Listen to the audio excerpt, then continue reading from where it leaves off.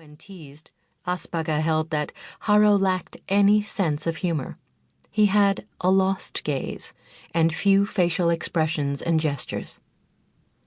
Asperger decided that Haro demonstrated autistic psychopathy, but because of his intelligence, Haro was on the favorable end of the autistic range. That meant he was capable of remediation and joining the community.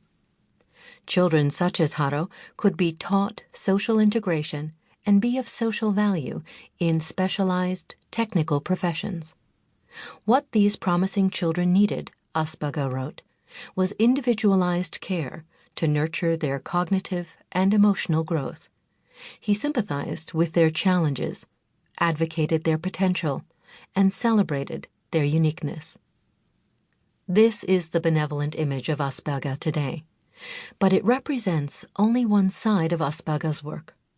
While Asperger did support children he believed to be teachable, defending their disabilities, he was dismissive about those he believed to be more disabled. Deprecatory pronouncements could be a death sentence in the Third Reich, and in fact some of Asperger's judgments were death sentences. Although Haro passed Asperger's test, Asperger's label of autistic psychopathy still underestimated the boy. Asperger contended that autistic children did not really fit into this world and looked as if they had just fallen from the sky. But Haro had not really fallen. Like the fly, he was simply making his own way. Haro explained, "The fly is much more skillful and can walk up the slippery glass and can walk up the wall. Just yesterday I saw it has teeny-weeny claws on the feet and at the ends tiny little hooks. When it feels that it slips, then it hooks itself up with the hooks." This is not a story about one boy, however, nor is it about children on the luckier end of Asperger's autistic range. This book is about all the children who face the Third Reich's diagnosis regime, and how Nazi psychiatry judged their minds and determined their fates. Diagnoses reflect a society's values, concerns, and hopes. As this book uncovers the nightmarish contexts of autism's creation, it reveals how what today appears to be a singular idea rested upon the community that made it. Asperger's diagnosis of autistic psychopathy emerged from the values and institutions of the Third Reich. The term autism was introduced in 1911 by Eugen Bleuler, a Swiss psychiatrist who used it to describe schizophrenic patients who appeared disconnected from the outside world. Hans Asperger and fellow Austrian-born Leo Kanner were the first physicians to introduce the term autism as a standalone diagnosis to describe certain characteristics of social withdrawal.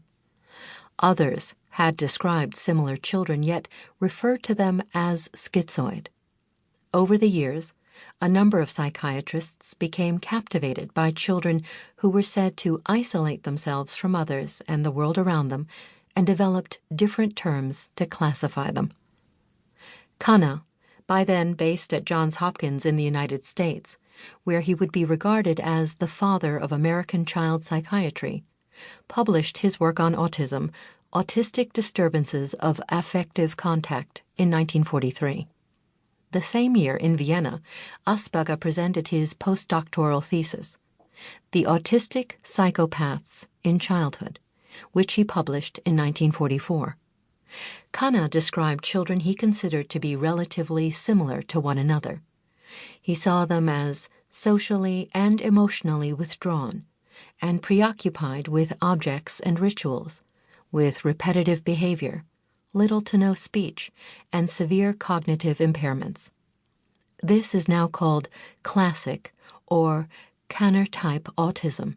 For decades, practitioners in the United States went by this narrower definition. Autism was a relatively rare diagnosis, 1 in 5,000 in 1975. Asperger's definition of autistic psychopathy was much broader and included those he saw with far milder challenges. The children might, for example, have fluent speech and be able to attend a standard school.